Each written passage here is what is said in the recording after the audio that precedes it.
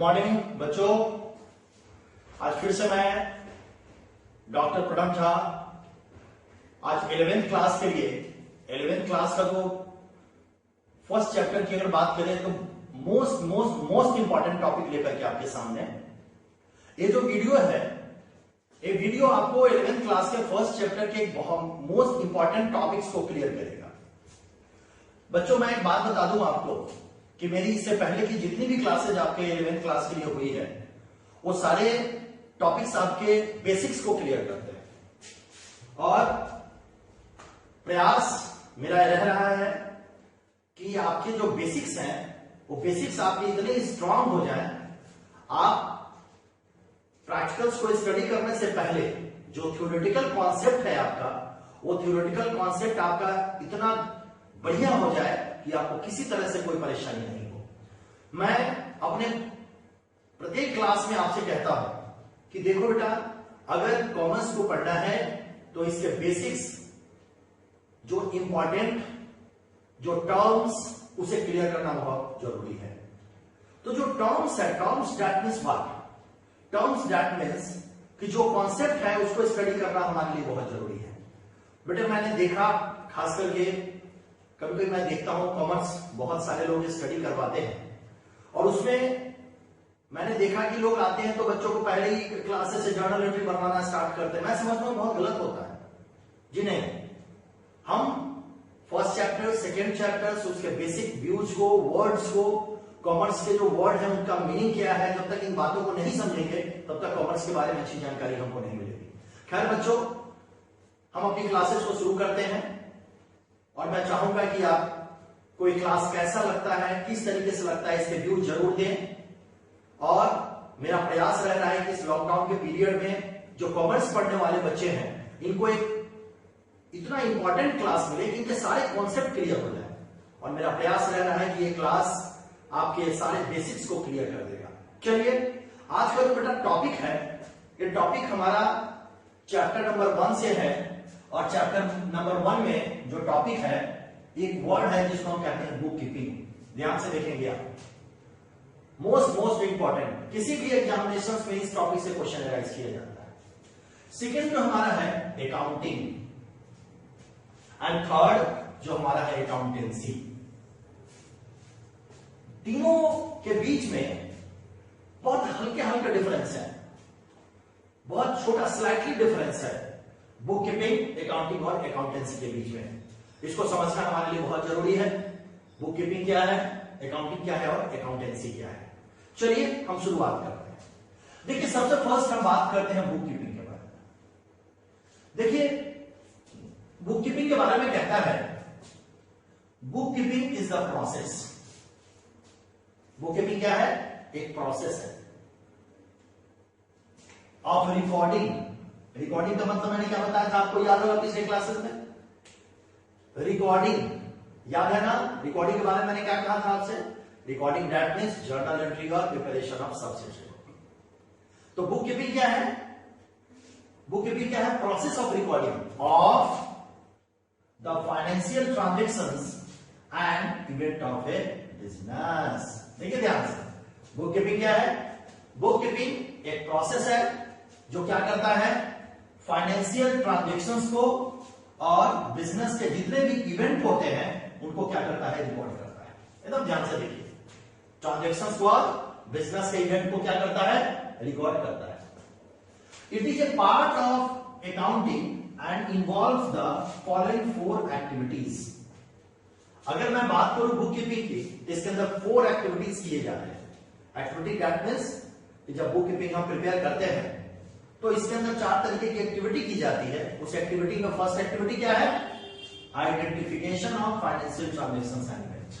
आपको याद होगा जब मैंने AICPA के डेफिनेशंस को आपके सामने रखा था तो मैंने कहा था आपको कि बेटे देख लो कि सबसे फर्स्ट काम जो बुक कीपिंग में हम करते हैं वो होता है identification of financial transaction and event. That means कि बिजनेस के अंदर के जो भी इवेंट है, बिजनेस के जो भी ट्रांजेक्शंस है, उसमें सबसे पहले आइडेंटिफाई आपको क्या करना है, फाइनेंशियल ट्रांजेक्शंस। कौन से ट्रांजेक्शंस ऐसे हैं जिनका संबंध बिजनेस में फाइनेंस से है, जिसकी एक monetary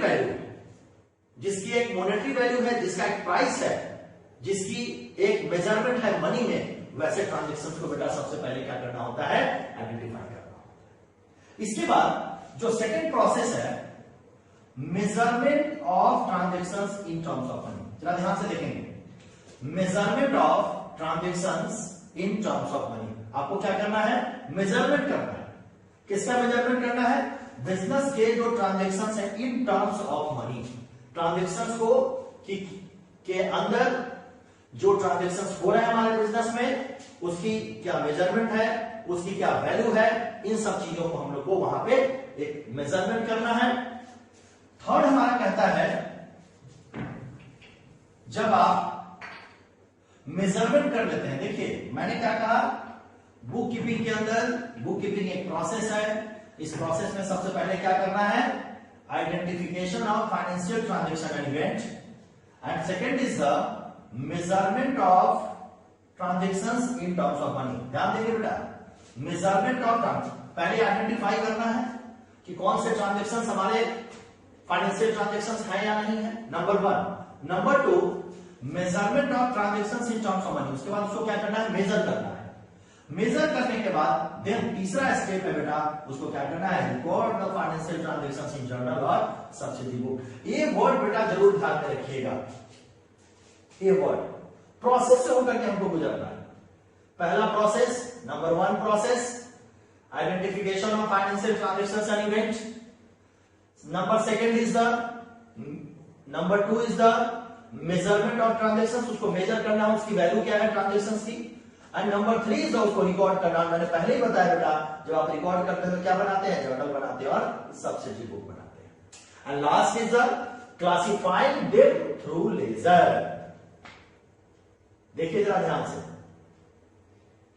classifying data through laser कहने का क्या बेटा मतलब हुआ, आइडेंटिफाई करो फाइनेंशियल ट्रांजेक्शंस को, उसके बाद उसकी क्या वैल्यू है इसका मेजरमेंट करो, और उसके बाद सब्सिडरी बुक बनाओ, जर्नल बनाओ और लेजर बनाओ। ये सारे प्रोसेस बेटा किसके अंदर आते हैं, बुक कीपिंग के अंदर। बहुत सारे बच्चों को कंफ्यूजन होता है, ये बुक कीपिंग क्या है, अकाउंटिंग क्या है, अकाउंटेंसी क्या है, बहुत सारे कंफ्यूजन होते हैं बच्चों को बेटा। कंफ्यूजन करने की कोई जरूरत ही नहीं है, इतना इजी है, इतना प्रोसेस इजी है इसका, कहीं से कोई कंफ्यूजन करने की जरूरत नहीं, बहुत इजी गोइंग समझना है। मैं आपको बता दूं कि जो कॉमर्स पढ़ने का तरीका, 11th के बच्चे हैं, कॉमर्स पढ़ने का जो अपना तरीका है, वो तरीका ये है कि उसके वर्ड्स को, उसके डिक्शनरी में जो वर्ड है उसके वर्ड्स को आइडेंटिफाई करने की जरूरत है, उसके वर्ड्स को समझने की जरूरत है। अगर आप उसके वर्ड्स को समझ गए, आप उसको आइडेंटिफाई कर ले, फिर किसी तरह की कोई प्रॉब्लम नहीं होगी। देखिए आपके सामने एकदम सिंपल कॉन्सेप्ट बुक कीपिंग। लोग कहते हैं, बच्चे कहते हैं सर ये बुक कीपिंग क्या है, पूरा कॉमर्स पढ़ लिया, 11th 12th पढ़ लिया, डिफरेंस समझ ही नहीं आता है, बुक कीपिंग अकाउंटेंसी और अकाउंटिंग में क्या डिफरेंस है। देख बेटा कितना इजी है, कितना आसान है। पहला काम है, चलो आइडेंटिफाई कर लिया, हाँ भाई ये बिजनेस का है और ये बिजनेस का नहीं है, ये ट्रांजेक्शंस बिजनेस के हैं। सेकंड क्या कर दिया, मेजरमेंट कर लिया, इसकी वैल्यू क्या है, देन फटाक से क्या किया, जर्नल बना दिया, सब्सिडी बुक बना दिया, देन उसके बाद लेजर प्रिपेयर कर दिया। ये सारे जो प्रोसेस है, ये सारे प्रोसेस किसके अंदर आते हैं, बुक कीपिंग के अंदर। चलिए आगे बात करते हैं। अगला जो टर्म है बेटा, ये जो टर्म है, अगला टर्म है accounting and accountancy. Most important terms है बेटा। आप किसी भी एग्जामिनेशंस में जाएं, प्रत्येक एग्जामिनेशंस में इस तीनों टॉपिक से क्वेश्चन राइज किए जाते हैं। एकदम ध्यान से देखेंगे। Number 2 is accounting. ये अकाउंटिंग क्या है, देखिए लिखता है कि accounting is a broad term. Accounting क्या है बेटा,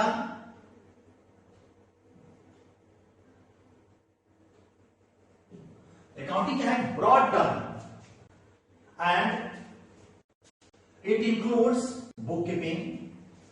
In addition to bookkeeping, it also includes summarizing, interpreting, communicating the financial data to interested parties.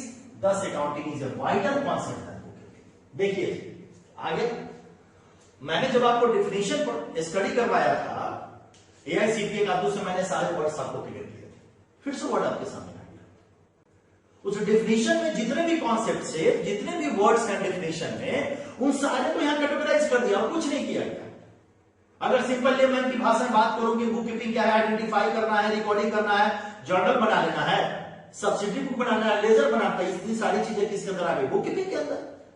लेकिन सर अगर अकाउंटिंग की बात करते हैं तो अकाउंटिंग में क्या होगा? बुक कीपिंग तो है ही बेटा। अकाउंटिंग क्या है? ब्रॉड टर्म है, ब्रॉड व्यापक है, ठीक है। और इसके अंदर क्या आता है? इसके अंदर बुक कीपिंग तो आता ही आता है, लेकिन बुक कीपिंग करने के बाद ध्यान से देखिएगा, बुक कीपिंग करने के बाद मैंने क्या वर्ड यूज किया? समराइजिंग। जरा ध्यान दीजिएगा, समराइजिंग में बेटा क्या आता था? पिछले क्लासेस में हम लोगों ने डिस्कशन किया था। समराइजिंग में बेटा आता है क्या क्या? लेजर के बाद क्या बनाते हैं? Trial balance. क्या बनाते हैं? Trial balance. देन क्या बनाएंगे? Trading account. फिर क्या बनाएंगे? Profit and loss account. फिर क्या बनाएंगे? Balance sheet. ये सारी चीजें किसके अंदर आती है? समराइजिंग। फिर हम क्या करते हैं? जितनी भी सारी चीजें फाइनेंशियल स्टेटमेंट बनती है हमारी, सबको क्या करते हैं? इंटरप्रेट करते हैं। और इंटरप्रेट करने के बाद वहां से जो डाटा निकलता है, उस डाटा को क्या करेंगे? उस डाटा को हम क्या करते हैं? किसको ट्रांसफर करते हैं? जितने भी लोग हमारे बिजनेस से जुड़े हुए हैं, यूजर्स। टॉपिक पढ़ेंगे हम 11th क्लास में, इसी चैप्टर में पढ़ना है। Users, users, internal user, external user. Internal user में कौन कौन लोग आते हैं बेटा? इंटरनल यूजर में आएंगे हमारे मैनेजमेंट, इंप्लॉय। एक्सटर्नल यूजर में बैंक, गवर्नमेंट, टैक्सेशन अथॉरिटी, ये सारे लोग आते हैं किसमें? एक्सटर्नल यूजर में। एक एक लोगों को अकाउंटिंग के इंफॉर्मेशन की जरूरत होती है।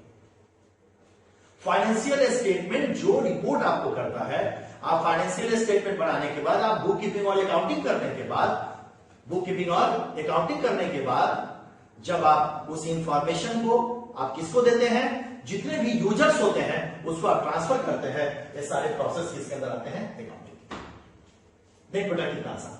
अब इसको लेमैन की भाषा में समझते हैं। लेमैन कहने का मतलब क्या? बुक कीपिंग क्या करना है? बिजनेस कर रहे हैं, आइडेंटिफाई करना है, देन उसके बाद उसको क्या करना है? मेजरमेंट करना है। मेजरमेंट दैट मींस कि अगर ये मार्केट सेल हो रहा है तो इसकी प्राइस कितनी है। तो जितने भी ट्रांजेक्शन इवेंट है उसकी क्या होनी चाहिए? प्राइस होनी चाहिए, कीमत होनी चाहिए। उसके बाद क्या करेंगे?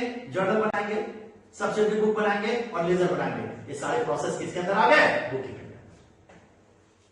और बेटा जब इससे आगे बात करते हैं, इससे जब आगे बात करेंगे तो क्या अकाउंटिंग आ गई। अब अकाउंटिंग में क्या करना है? समराइजिंग करना है। अकाउंटिंग के बारे में कहा कि accounting is a broad term.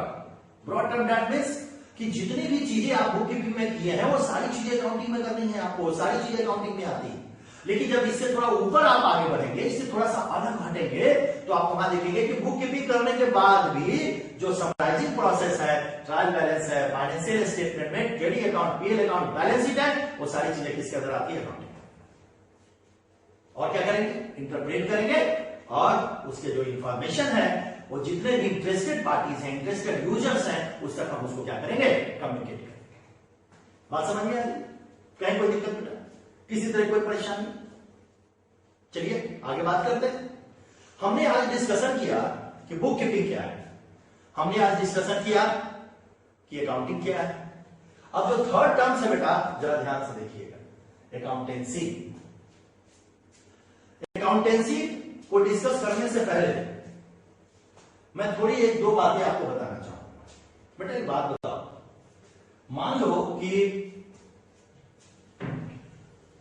मैं आपसे पूछूं कि आप मंदिर में जाते हैं और मंदिर में जाकर के आप पूजा करते हैं, तो मंदिर में जाकर के अगर आप पूजा करते हैं तो आपको किसने बताया कि पूजा करने के लिए मुझे फूल की जरूरत होती है, पूजा करने के लिए मुझे अगरबत्ती की जरूरत होती है, पूजा करने के लिए हम लोग चंदन लेकर के जाते हैं, पूजा में भगवान जी को हाथ जोड़ना होता है।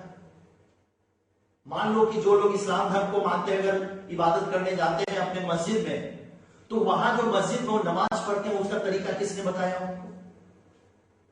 कैसे हम कहते हैं कि भाई चप्पल पहन करके मंदिर में नहीं जाना चाहिए? ये सब कहां से आ गया? किसने दिया?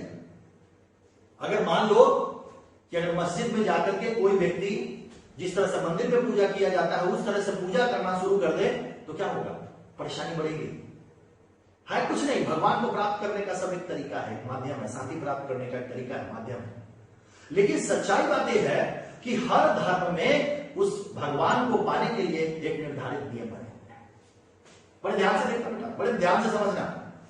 हर धर्म को पाने के लिए एक निर्धारित नियम बने हुए हैं, निर्धारित रूल्स बने हुए हैं, निर्धारित एप्लीकेशंस बने हुए हैं। हम उस निर्धारित रूल्स और एप्लीकेशन को फॉलो करते हैं। इसी तरीके से अगर बेटा जी हम अगर यहां बात करें तो मैं बता दूं आपको, मैंने पहला बताया बुक कीपिंग। मैंने आपको बड़ा आसान सा कह दिया, आइडेंटिफिकेशन करो, रिकॉर्डिंग करो, मेजरमेंट करो, उसके बाद में उसको रिकॉर्ड करो। अरे यार रिकॉर्ड करो, मेजरमेंट करो, यार इसके कोई तरीका होना चाहिए कि नहीं होना चाहिए? कुछ रूल्स रेगुलेशन होने चाहिए कि नहीं चाहिए? कुछ प्रैक्टिसेस होने चाहिए कि नहीं होने चाहिए? कुछ कॉन्सेप्ट होना चाहिए कि नहीं होना चाहिए? कुछ कन्वेंशन होने चाहिए कि नहीं होने चाहिए? एकदम होने चाहिए, एकदम होने चाहिए। अब जरा ध्यान दे दो, बहुत साल पहले से मैं बात करूं डेफिनेशन मैं जिसमें बता रहा था, तो पहले क्लास में बताता हूं बच्चों को कि भाई देखो ये काउंटिंग आया कहां से।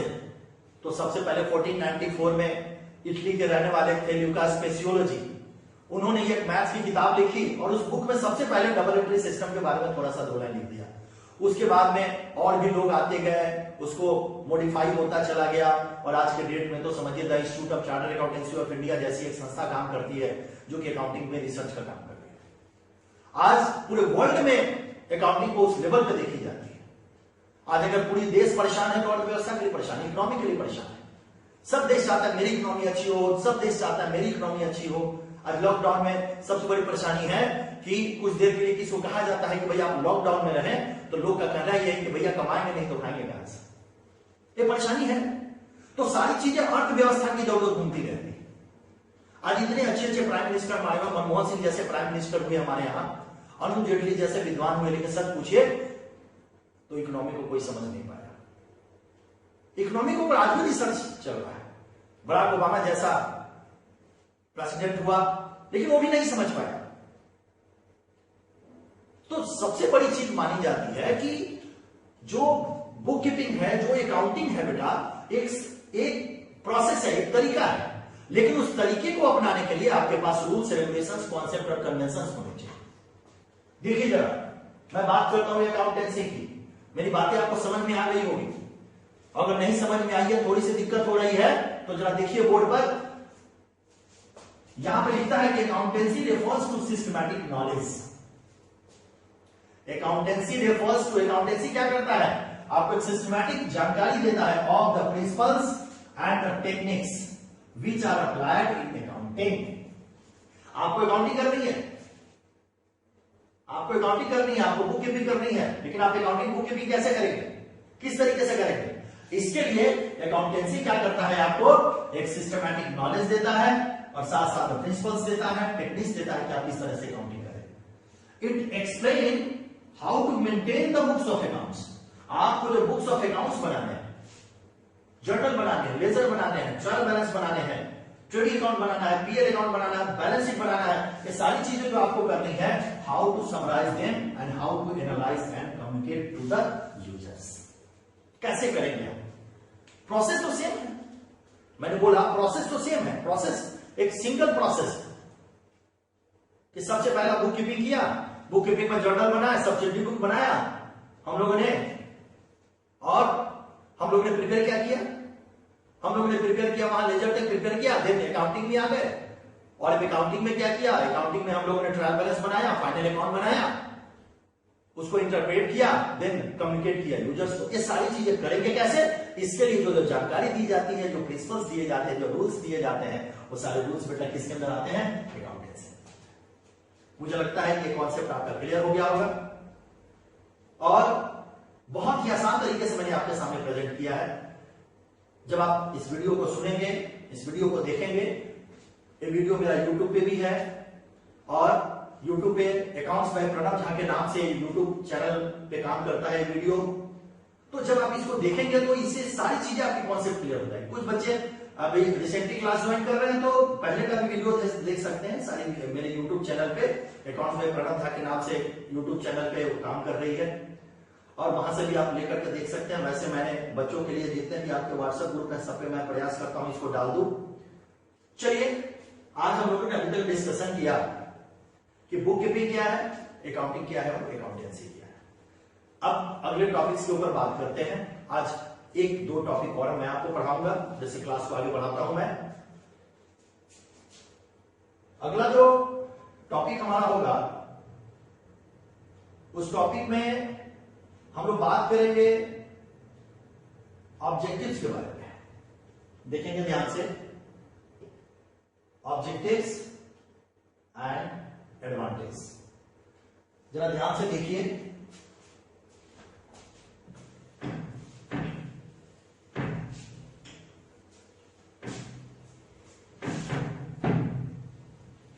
एकदम ध्यान से देखेंगे। हम लोग बात करेंगे ऑब्जेक्टिव्स ऑफ अकाउंटिंग। देखिए यहां ध्यान से, ऑब्जेक्टिव्स। एक बात बताइए, आप अकाउंटिंग करते हैं, इतना सारा पैसा कंपनी खर्च करती है, इतने सारे लोग लगे होते हैं, चार्टर्ड अकाउंटेंट इसके ऊपर वर्क करता है, क्या उसके कुछ उद्देश्य नहीं होंगे? उसके कुछ ऑब्जेक्टिव्स नहीं होंगे? होंगे, क्या होंगे? ऐसा नहीं होंगे। ऑब्जेक्टिव्स है, बगैर ऑब्जेक्टिव्स के कुछ हो ही नहीं सकता। तो मैं बात करता हूं ऑब्जेक्टिव्स ऑफ अकाउंटिंग में, कहता हूं जो सबसे फर्स्ट ऑब्जेक्टिव्स है to maintain a systematic record of business transactions. देखिए जरा ध्यान से, टू मेंटेन ए सिस्टमैटिक, ध्यान से देखिए, to maintain a systematic record का क्या मतलब होता है? जो अकाउंटेंसी में हमें रूल्स एंड रेगुलेशंस दिए गए, अकाउंटेंसी में जो रूल्स एंड रेगुलेशन दिए गए, बेटा जब हम अकाउंट पढ़ेंगे, जर्नल का अपना फॉर्मेट है, लेजर का अपना फॉर्मेट है, ट्रायल बैलेंस का अपना फॉर्मेट है, और सबके अपने अपने रूल्स रेगुलेशंस हैं। हम पढ़ेंगे, सारे रूल्स रेगुलेशंस के अकॉर्डिंग टू प्रिपेयर किए जाते हैं। एक एक रूल्स रेगुलेशंस को पढ़ेंगे तो हम वहां यही देखेंगे, to maintain a systematic record of business transaction. That means कि जो रूल्स रेगुलेशंस आपको दिए गए हैं, उस रूल्स रेगुलेशंस के अकॉर्डिंग टू आपको क्या करना है, जितने भी बिजनेस ट्रांजैक्शंस हैं उनको क्या करना है, रिकॉर्ड करना है। रिकॉर्डिंग का मतलब समझ रहे हैं आप?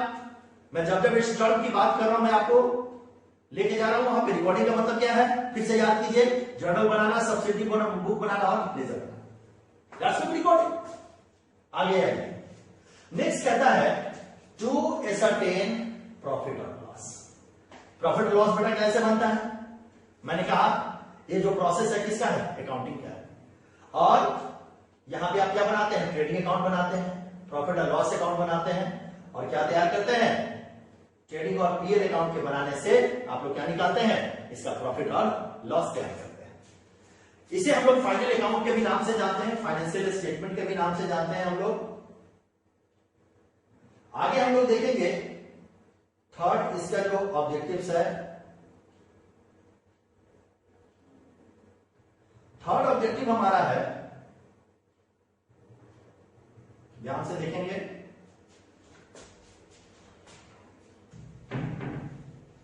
देखिए जरा ध्यान से, थर्ड ऑब्जेक्टिव है to determine the financial positions. देखिए ध्यान से, मैं आपको बता दूं बेटा, ये जो फाइनेंशियल पोजीशंस है, इसके लिए हम लोग को बैलेंस शीट बनानी पड़ती है।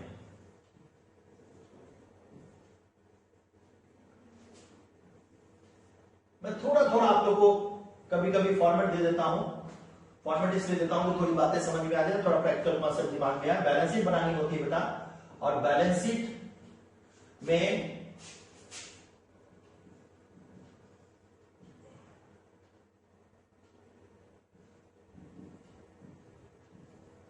लायबिलिटीज एंड, थोड़ा जगह कम हो गया, इसको मैं थोड़ा सा ब्रॉड कर देता हूं, शॉर्ट फॉर्म में लिख देता हूं मैं इसे।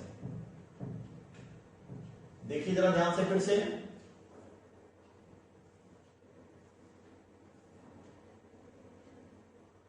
यहां पे liability plus capital, L for liability and C for capital.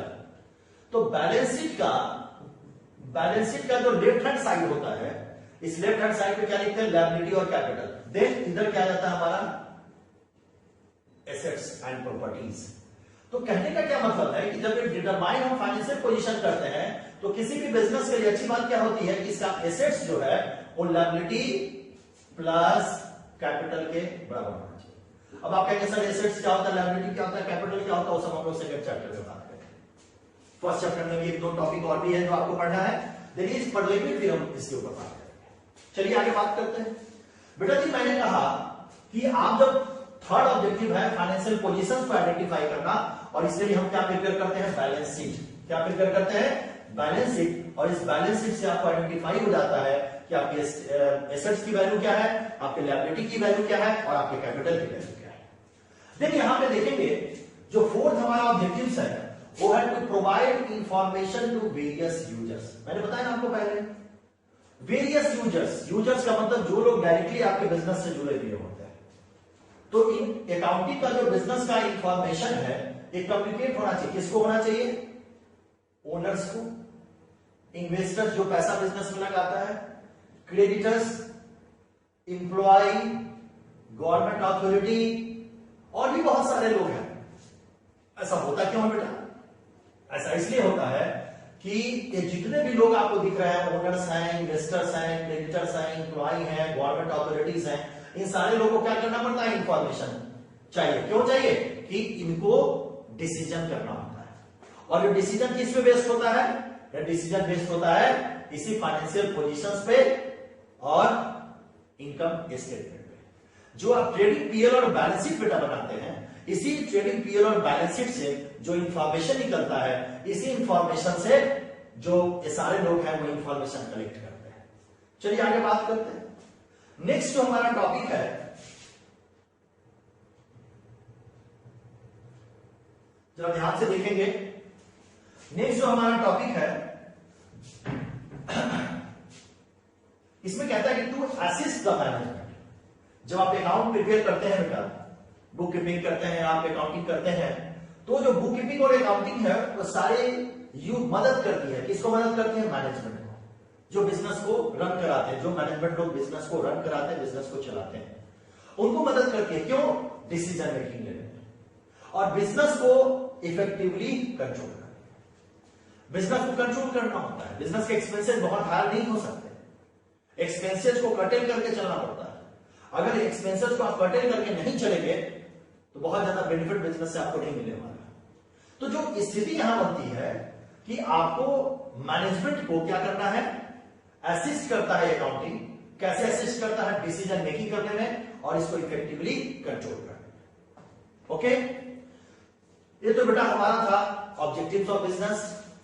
एक छोटा सा टर्म और भी है, उसकी भी हम लोग बात कर लेते हैं आज। अगला जो टर्म है एडवांटेज ऑफ अकाउंटिंग, बहुत लिंक रिलेटेड टर्म्स हैं, इसलिए मैं चाह रहा हूं कि क्लास में निकल जाए, इसलिए ध्यान से सुनेंगे। एडवांटेज ऑफ अकाउंटिंग,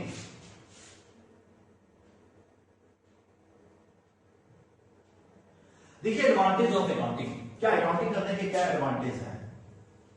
सबसे number 1 is the provide information about financial performance. ध्यान से देखिए, ये परफॉर्मेंस क्या होता है, फाइनेंशियल परफॉर्मेंस का क्या मतलब, फाइनेंशियल परफॉर्मेंस का मतलब होता है net result of business activity of an accounting period. Accounting period, देख बेटा अकाउंटिंग पीरियड का मतलब होता है 1 अप्रैल टू 31 मार्च। कोई भी बिजनेस स्टार्ट कब से होता है, देख बेटा फर्स्ट ईयर में जब बिजनेस हम स्टार्ट करते हैं तो किसी भी मंथ में स्टार्ट हो सकता है, कभी भी स्टार्ट हो सकता है, लेकिन उसका एंड कब होगा, 31 मार्च को।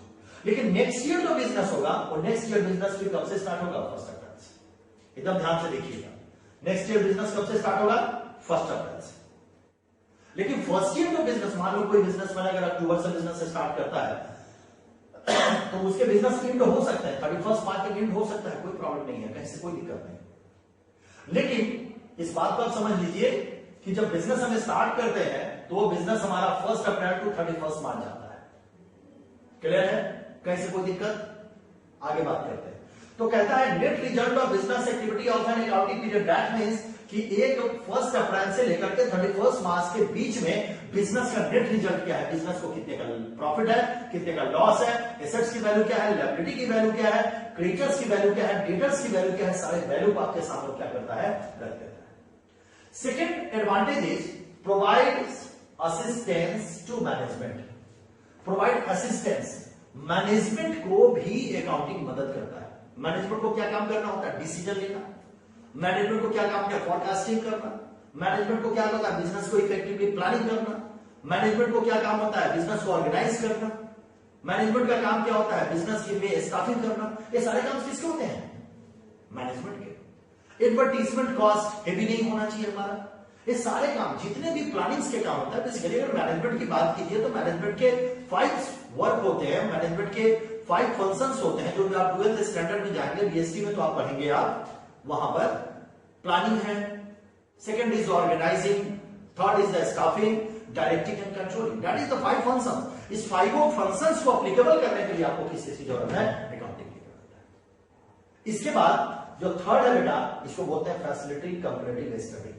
देख बेटा, कोई भी बिजनेसमैन है, उसको चाहिए कि वो एवरी ईयर 1 अप्रैल से 31 मार्च तक अगर वो अकाउंटिंग करता है तो एवरी ईयर उसको ये चीजें चाहिए कि वो एवरी ईयर अपने बिजनेस को प्रॉपर तरीके से क्या करे?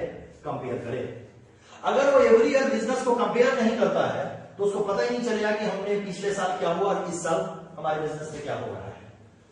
डेफिनेटली इस चीजों को जानना हमारे लिए बहुत जरूरी है कि हम बिजनेस को क्या करें? कंपेयर करें, और बिजनेस को कंपेयर करें और बिजनेस के फाइनेंशियल रिजल्ट्स के बारे में जानकारी लें। नेक्स्ट कहता है, नेक्स्ट है रिप्लेसेस मेमोरी। देखिए ध्यान से, accounting helps in maintaining systematic record of business which may be referred from time to time. Thus accounting eliminates the needs to remember the transactions. देखिए ध्यान से, सारी बातें याद रहेगी क्या? बिजनेस को इतना बड़ा तो होता है नहीं, बहुत बड़ा बड़ा बिजनेस है, बहुत सारे ट्रांजेक्शंस हैं, सारी बातें बेटा हमें याद नहीं रह सकती। तो इसमें भी अकाउंटिंग हमारी मदद करता है। किसको? टोटल जो बिजनेस के अंदर ट्रांजेक्शंस हैं सबको क्या करने में? याद रखने में। और अगर आप याद नहीं रखेंगे, अगर बिजनेस आपको बहुत सारी बातें, अकाउंटिंग आपको अपने पास रिकॉर्ड रख के आपको इंफॉर्मेशन नहीं देगी, तो हो सकता है कि बहुत सारे ट्रांजेक्शंस आप मिस कर जाएं, जिससे आपके बिजनेस को लॉस हो जाए। इसी तरीके से अब आगे बात करेंगे। नेक्स्ट जो हम बात करते हैं उसमें आता है helps in settlement of tax liability. देखिए जरा ध्यान से, भारत सरकार कैसे काम करती है। आप बिजनेस करते हैं, बिजनेस में आपको क्या मिलता है? प्रॉफिट मिलता है। बिजनेस में क्या मिलता है आपको? प्रॉफिट या लॉस। जब बिजनेस में प्रॉफिट होता है तो गवर्नमेंट को आपको क्या पेमेंट करना होता है? टैक्स। तो कहता है कि आपकी टैक्स लायबिलिटी क्या है, आपको सरकार को कितना टैक्स देना है, इसका भी निर्धारण किसके आधार पे होता है? किस बेस पे होता है? प्रॉफिट के बेस पे होता है। अगर आपको बिजनेस से लोन लेना है बेटा, तो अगर किसी भी फर्म को बैंक से, बिजनेस को अगर बैंक से लोन लेना होता है, इसमें भी जो फर्म का फाइनेंशियल स्टेटमेंट है, फर्म का financial statement that means trading account, PL account और बैलेंस शीट, वो आपकी मदद करता है। अगर कोर्ट में एज ए एविडेंस के रूप में भी आपका फाइनेंशियल स्टेटमेंट काम करता है।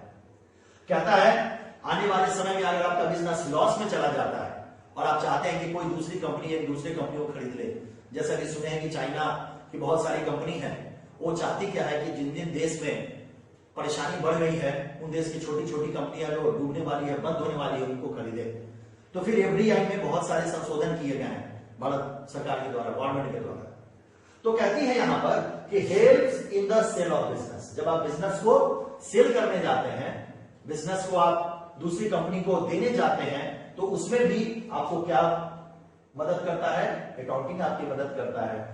और लास्ट है helpful in decisions making. Decisions making that means कि अगर आपको निर्णय लेना है बिजनेस के बारे में किसी भी तरीके से, तो उसमें भी अकाउंटिंग आपकी क्या करता है? मदद करता है। आज जो बेटा हमने टॉपिक स्टडी किया, पहला तो सारे इंपॉर्टेंट टॉपिक आज हमने डिस्कशन किए। नंबर 1 टॉपिक हमने डिस्कशन किया, उसमें हमने देखा उस टॉपिक में कि बुक कीपिंग क्या है, हमारे अकाउंटिंग क्या है, अकाउंटेंसी क्या है। देन हमने ऑब्जेक्टिव्स देखा और एडवांटेज देखा। बहुत सारी चीजें, जितनी भी थ्योरी के लाइन है बेटा, वो सारे आपके प्रैक्टिकल कॉन्सेप्ट को क्लियर करते हैं। बड़े ध्यान से इसको आप पढ़ेंगे और नेक्स्ट क्लासेस में मैं प्रयास करूंगा यूजर्स को डिफाइन करने का, और यहां तक आप स्टडी करके रखें। जो बच्चे नए ज्वाइन किए हैं उनको अकाउंट्स बाय प्रणव झा करके एक यूट्यूब चैनल है मेरा, उस पर आप जाकर के वहां से वीडियो आप ले सकते हैं, देख सकते हैं, और आपके लिए बड़ा बेनिफिशियल होगा इस पीरियड में जब आप कोई क्लासेस नहीं आपको मिल रही है, कुछ नहीं मिल रहा है। बहुत सारे बच्चों ने मुझे रिक्वेस्ट भी भेजा है और बहुत ही अच्छा रिस्पॉन्स रहा है क्लास का। तो मैं प्रयास करूंगा कि आप अच्छे से घर पे रह करके पढ़ें और स्टडी करें, और जितना भी हो सकता हो घर में रहें और प्रयास करें स्वस्थ रहने का। आज के लिए थैंक यू, धन्यवाद।